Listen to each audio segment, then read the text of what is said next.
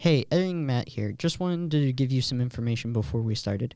My name is Matthew Sugg. I am a student at Alden, and I have dyslexia.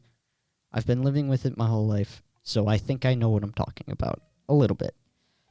My co-host today is Miss Zecker, a teacher at Alden High School and a dyslexia awareness advocate. We barely scratched the surface of what we wanted to talk about in this episode, and we are more than willing to have a second episode where we just continue talking and continue going forward on this. For the video's sake, this is basically just a discussion between me and you, Miss Acker, about dyslexia. I have dyslexia. I've lived with this my whole life. It's been ups and downs and struggles. You've got your daughter that has dyslexia. You fought for your daughter to have more help at schools. I've been lucky enough to have that help. Not in kindergarten. I failed kindergarten because of it, but not a lot of people know that I have dyslexia, so I have to explain it to them when it comes up. And this is just kind of like, here, I have it. Stop asking me. So, would you like to talk a little bit about your experiences? Sure. My personal experiences as a parent were very sad, quite frankly, especially as a public school teacher. I like to think that we're all going to instruct, teach, support every child, and I quickly learned that that isn't always the case. My daughter especially. So there were lots of parent meetings, lots of discussion, lots of could we try this, could we try that, could we try that, and a lot of misdiagnoses. And the whole time, my poor kiddo was just spiraling. And it truly wasn't until sixth grade. It's kind of where you're like reading for content, not really reading for funsies anymore, and that got really challenging. So my husband and I made the choice to take her out of her home district and get her evaluated, and got the correct diagnoses, and in addition to that, some therapies that would help her. So I had a nifty conversation with her last night and said, hey, I'm going to do this. Are you cool with this? Are you okay with me sharing your story? Because it's her story, but I'm, the one who kind of guided this. So that's kind of where we are today. She's your age. She's a senior, and she's doing quite well. So, Yeah, it's always good to hear other people's experiences with stuff like this, because when you're first getting realizing that you have this condition and you have all these problems and all this, not that it's like crippling, but it's very isolationism. No two dyslexics are the same. So like I've heard that hundreds of times, like no two dyslexics are the same. It sounds very like, oh, we're just making you feel better, but it is true. Once you sit down and you have a conversation with a lot of other people like us, it's strange to know how isolated you really can be. it's funny that you say that, Matt, because that's a word that Haley used last night. Isolation. Isolation. You'd given me this list of like kind of talking points that we could talk about, and I sat down with her, and one of the things she said to me was, you wrote our experiences. So she wrote down that it was challenging, and she always felt like she was sent somewhere, which again was part of her misdiagnoses, and the school that she was in, she was put in offices, and she always was made to feel like there was something wrong with her, and she felt isolated. She was taken and put in office to have a test and things like that, and didn't really understand it. And it wasn't until we really sat down with her, and me especially, and said, this is your superpower. It's not not a disability. Dyslexia is not a disability in my eyes. It's your superpower. And now we've got to figure out, what are your strengths? And let's celebrate them, okay? And it's funny because, like, I'll look at someone like you, and you're a visual learner, and you hear me say it in class, and I see you, you spark up, and I'm like, everybody can throw that around, but you know what it's like to be, and you're going to end up in a career like that, and so is she. And it's interesting, like spatial relationships and things like that. She wants to go for interior design, and it feeds right into all her sensibilities. And I feel the same with you with editing and maybe moving into like filmmaking or something.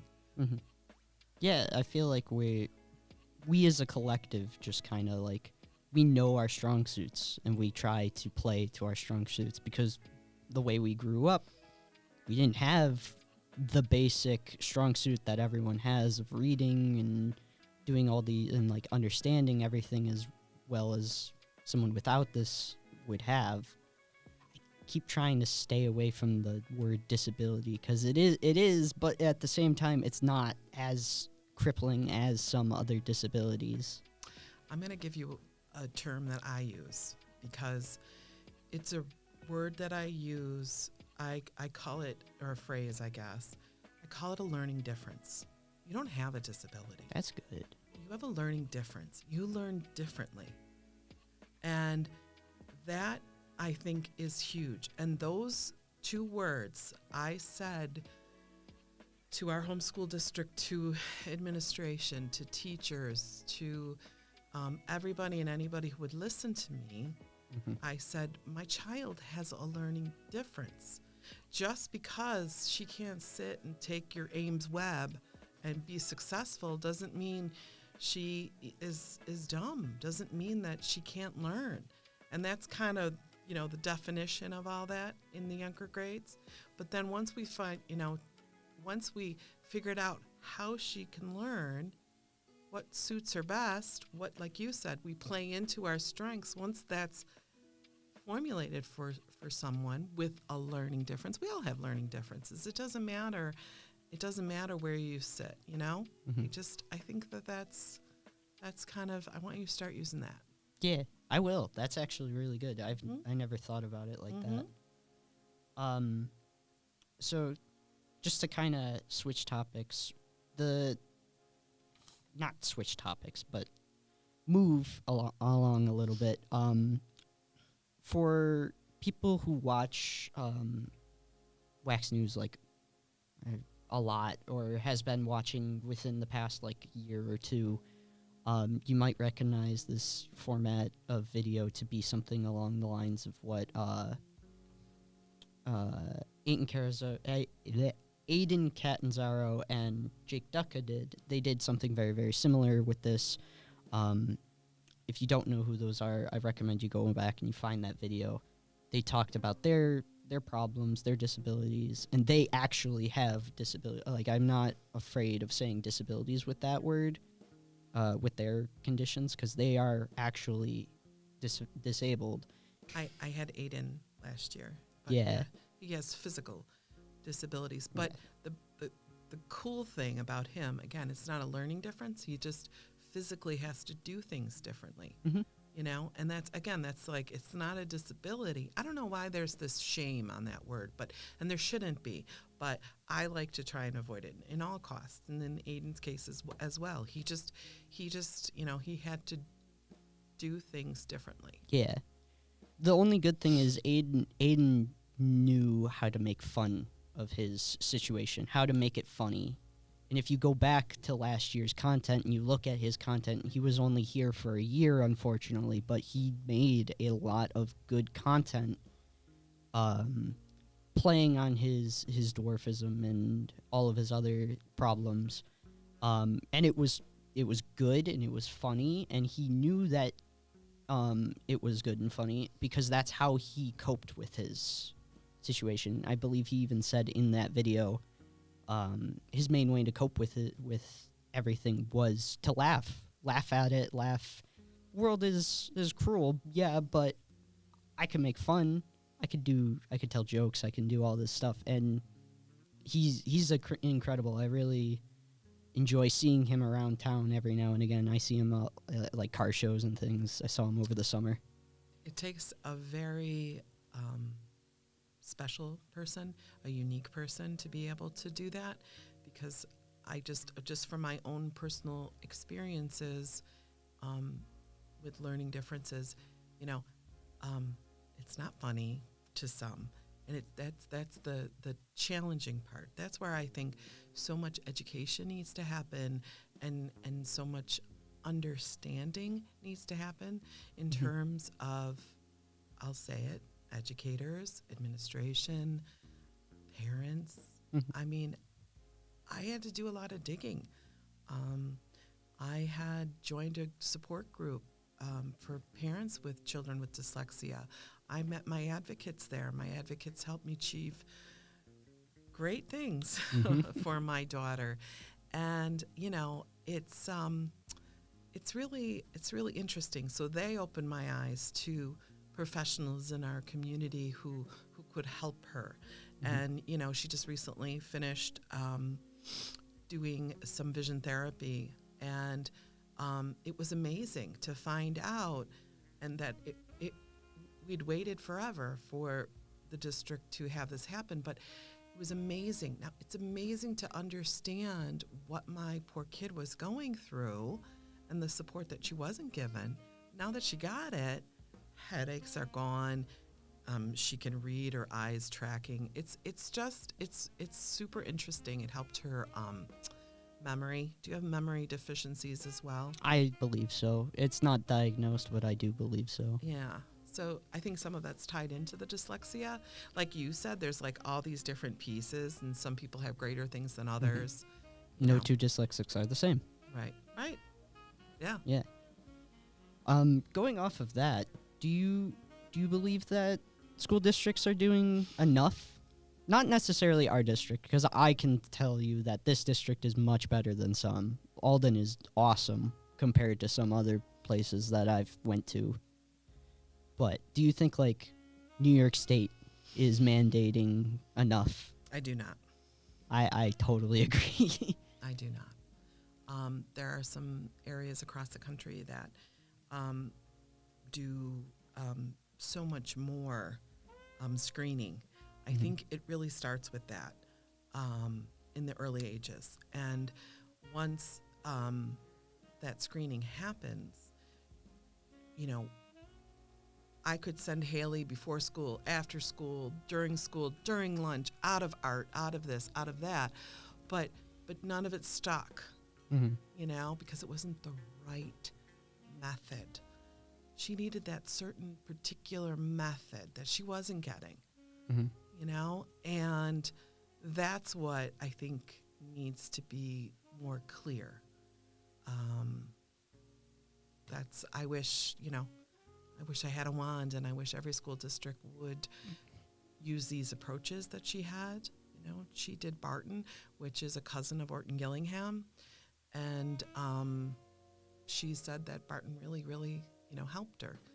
And I don't understand why all kids aren't being taught that way, or used that program used in young ages. It seems like if it was just like this broad brush, every kid got it. Or at least being identified as soon as possible, kind of thing. Early intervention, early screening. She had early intervention, but it wasn't the right thing. Mine was a little late. Kindergarten is a little later than I would have liked to be identified. That was the other thing, is my father was identified at the same time I was. My father went through his entire schooling not knowing he was dyslexic until I started getting screened and started getting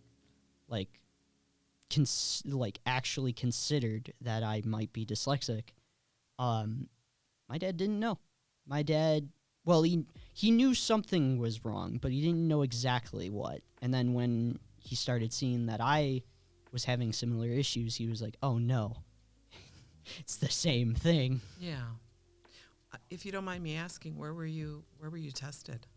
I don't even know. I was in kindergarten in Lancaster, John A. Sholey, and I failed my first year of John A. Shuley.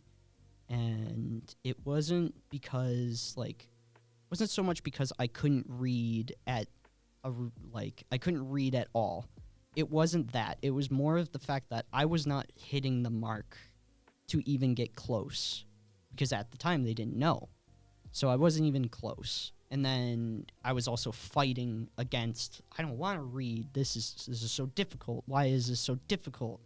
And you ask my mother, she's like, I sat down with flashcards and I would sit there and I would be reading, trying to read them as best I could and going and going.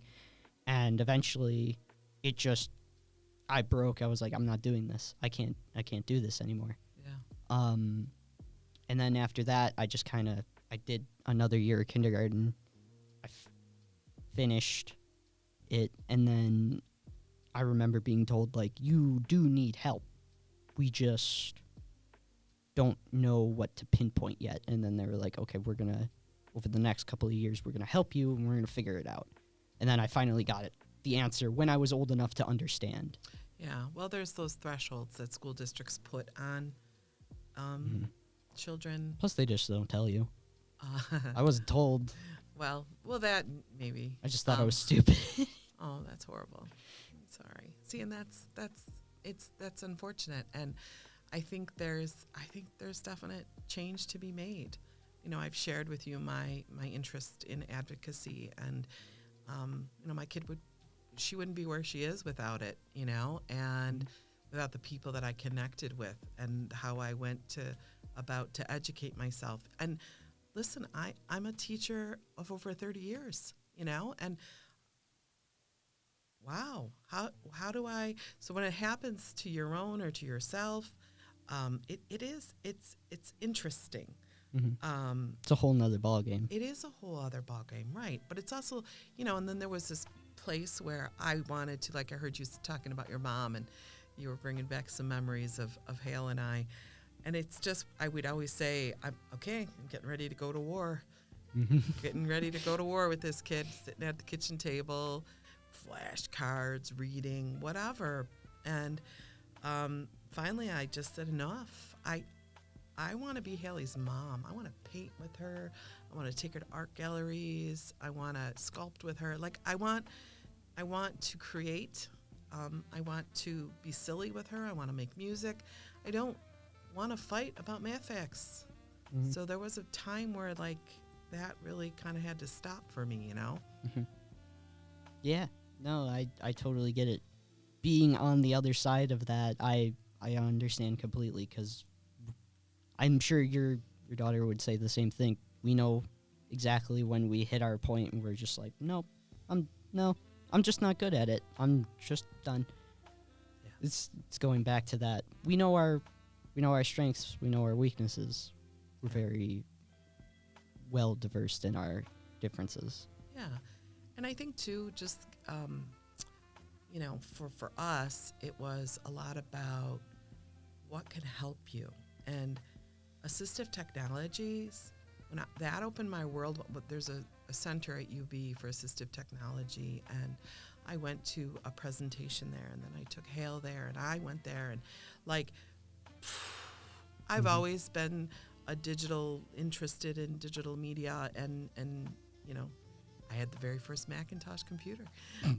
But I'm telling you, the world, it blew our minds to be able to realize that these things are available, and to be able to use them. My biggest thing I'd always say in my fight, my battles, why not? Why not give Haley a calculator? I sit and, you know, Proctor Regents and kids have calculators. Why couldn't she have a calculator? I'm not saying that not knowing math facts, you know, that math isn't important, but I'm just saying, why? If that's a vehicle to level the playing field for my kid, then let's level it. You know, speech to text software. What? That blows my mind. I use that so much. I would not have passed any grade past middle school if I did not have speech to text at all. or even vice versa, like automatic reading stuff. I was just going to say, I got a confession. Once we went through the training, I became like a read, write, Google maniac. Mm-hmm. And it's still, now you're going to pay more attention. It's actually still on my computer. I still use it. Like if I'm doing something, or if I'm, looking at an article or something for class, Mm-hmm. like that Adobe page I showed y'all today, I'd turn that on and let it read to me, Mm-hmm. and there's something about that. I think it's great for everybody. Oh yeah, it makes life so much easier for a lot of people. Do you have anything you wanted to, like any topic? Well, main topic? it's interesting. We're in such a strange society where I always try to roll with the idea of I don't know what's going on in your head, and I don't know what exists in your life. And I guess what I wish I would have done, if I were to look back now, I think I'd go back and ask Kaylee's teachers, go back and ask the administrators that I worked with, and say, take a walk in my kid's shoes. Mm-hmm. Ask her what she went through. And then now what's interesting is, so I try to do that every day in my classroom, and you see me that when I'm teaching, and and I respectfully understand you all learn differently. This is how I would approach it. This is how you could approach it. There's just like these offerings of different approaches, different ways, and I think that if we all could be respectful of that and understand that a little more, Mm-hmm. I think it would have saved a lot of wars at the kitchen table. Oh yeah. But I also think there should be some pride. Mm-hmm. You and I think, have talked about dyslexia since you came to the building. When I found out, so like Mm-hmm. I was like, oh, a soulmate in this. And there are for sure more dyslexics in this building that are identified. Oh yeah. They may not be as open about it as I am, but there are definitely more out there. Even with like the assistant, my IEP is I get a special English. I get my separate room, test read, all of that stuff to, like you said, level the playing field. Mm-hmm. I know people who are in those same boats, have those same IEPs. Or I think I'm saying that right. I think that's the right abbreviation. Mm-hmm. But You got it. You didn't flip any letters. Dyslexic joke. Yeah. Mic drop. But I know people in this building who are the same way. Some have graduated. Some are in my same grade. Yeah. I'm not going to name any names, but No. I know they're out there, and I know that even in the future, there are more people that I'm going to meet that have very similar issues. That's why when you go up to someone and you say, "Oh, I'm dyslexic," most times people will know what you're talking about. If they don't, then you have to explain it, but most people know. Mm-hmm. They might think it's the stereotypical you just flip your B's and D's and that's all you do, but it is more to that. 100%. Yeah. Yeah. What time were you supposed to be out of here? 2 more minutes. 2 more minutes? All right. Well, We should do a dyslexia rap? no. No. Again, there's a reason I always am I am on stage crew. I am not a stage member. All right, so we gone? Because I got to Yeah. go make a copy and... All right. Well, thank you.